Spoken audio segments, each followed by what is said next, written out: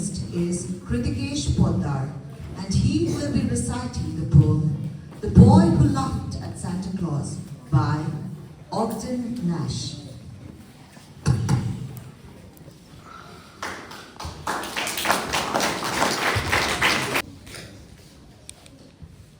The Boy Who Laughed at Santa Claus by Ogden Nash.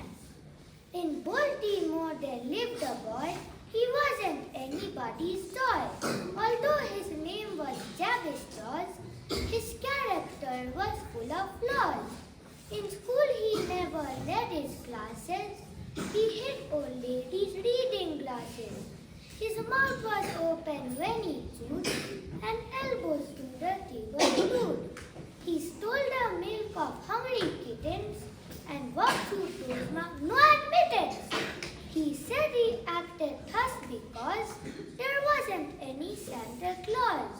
Another trick that tickled Jabez was trying boo at little babies. He brushed his teeth and said in town, sideways instead of up and down. Yet people pardoned every sin and viewed his antics with a grin, till they were told by Jabez Dawes, there isn't any Santa Claus. Deploring how he did behave, his parents swiftly sought their grave. They hurried through the portals early, and Jabez left the funeral early. Like whooping cough from child to child, he sped to spread the rumor wide. Sure as my name is Jabez Dawes, there isn't any Santa Claus. The children wept all Christmas Eve, and Jabez tottered up his sleeve. No infant dared hung up his stockings, for fear of Jabez' ribald mocking. He heard the crunch of sleigh and hoof, crisply alighting on the roof. What good to rise and bar the door? A sour of soup was on the floor. What was beheld by Jabez Dawes? The fireplace full of Santa Claus. Jabez fell upon his knees with cries of don't that pretty please. He howled, I don't know where you read it, but anyhow I never said it. Jabez replied to angry sin, it isn't I, it's you that ate.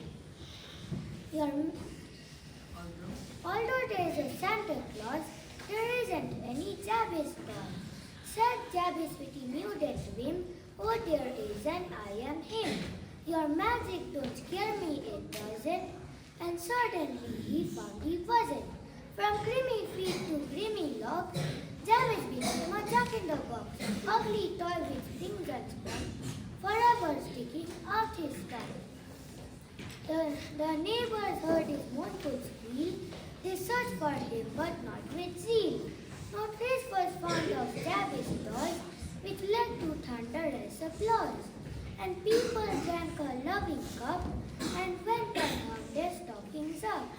All you who sneer at Santa Claus, beware the fate of Jabez Dawes, the saucy boy who mocked the saint, torn and Jim licked off his paint.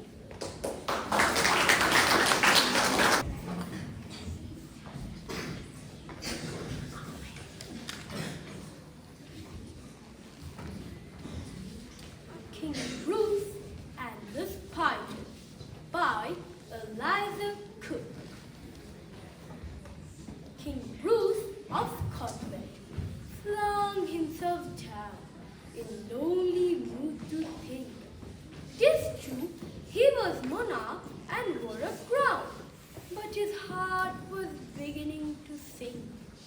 For he had been trying to do a great deed to make his people glad. He tried and tried, but couldn't succeed. So he became quite sad. He flung himself down in low despair, as grieved as a man could be. And after a while, as he pondered there, I will give it all up, said he. Now just at that moment, a spider dropped, which a silken carpet flew, and the king, in the midst, thinking, stopped to see what the spider would do. It was a long way up to the ceiling dome, and it hung by a rope so fine that how it would get to its cobweb home, King Bruce could not divide. It soon began to cling and crawl straight up with strong endeavor, but down it came with slippery sprawl, as near to the ground as ever. Up it ran, straight up with strong endeavor, but down it came with slippery sprawl, as near to the ground as ever, and failed. Its head grew steady, again it went, and travelled a half-yard higher. It was a delicate tread it had to tread, and a rope where its feet would tire. Again, inch by inch, higher and higher he got, and a bold little run at the very last pinch put him into his native cart. Bravo! Bravo! The king cried out. All honor to those who try. The spider up there defied his fear. He conquered. And why shouldn't I? And Bruce of Cuthbert raised his mind and gossips till the day that he tried once more, as he tried before, and that time did not fail.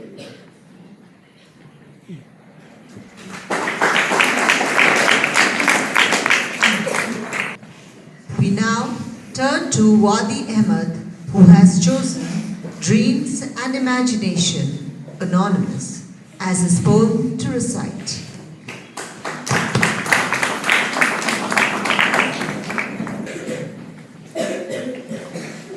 Dreams and imaginations.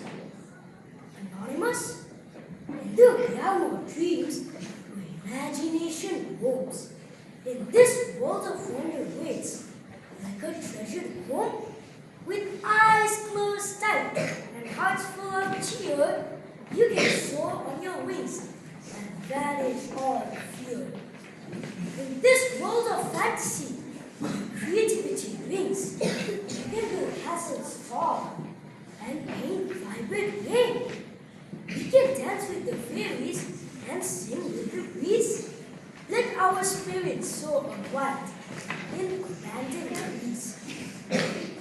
With dreams and imagination, we can explore the depths of our soul and the secrets we store. We can be brave explorers, chattering on moonland, discovering new wonders with our curious hand. So let's dream big, imagine with glee, and unlock the magic that has meant to be.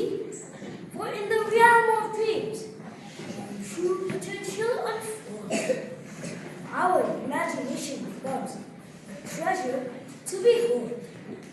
Let's nurture our dreams and let them take flight, and see our imagination shine with delight. For in the world of dreams, we find our true might. Our imagination becomes delight.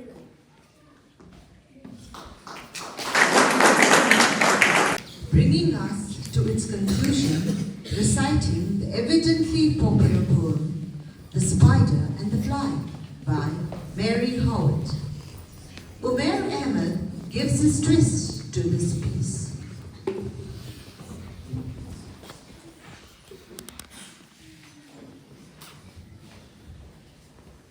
The Spider and the Fly by Mary Howard.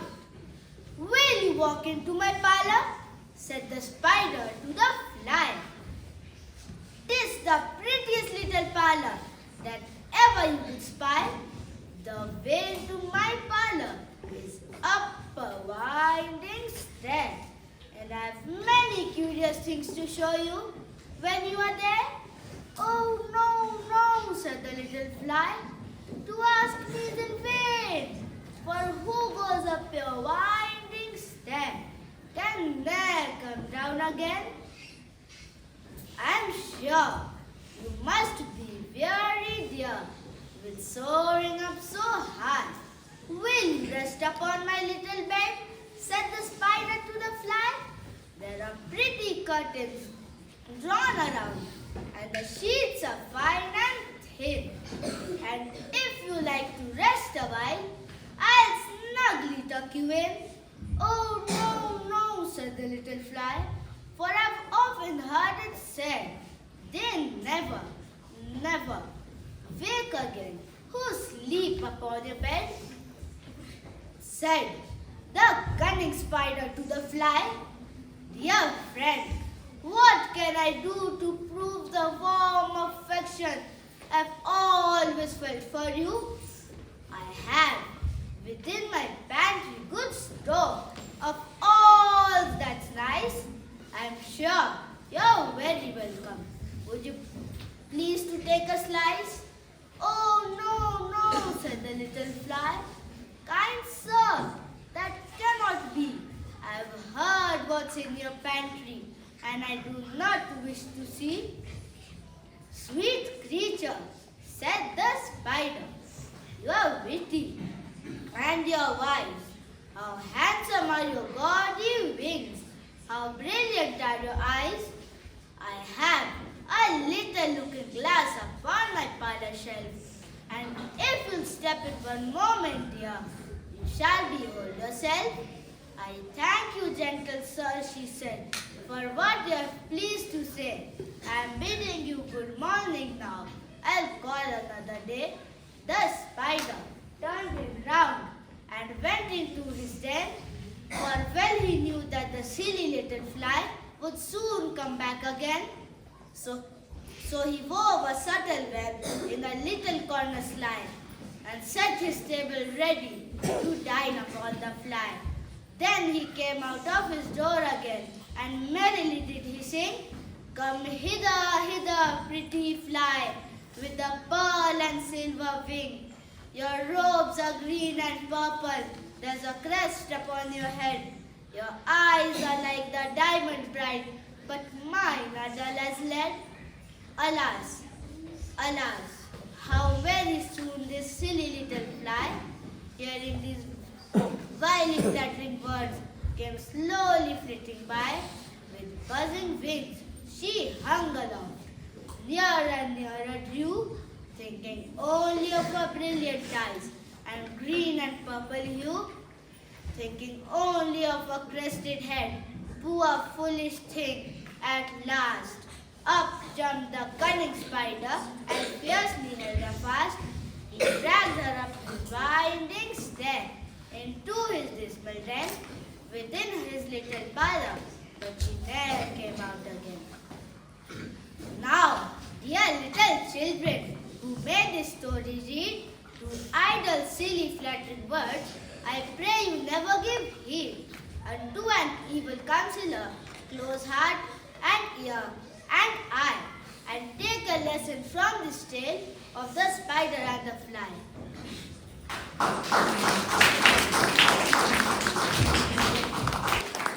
Coming to class 5, in the 4th place is Krithikesh Poddar from Hunt House. Please clap for Krithikesh. In the 3rd place is Umair Ahmed from Hillary House. In the 2nd place is Wadi Ahmed from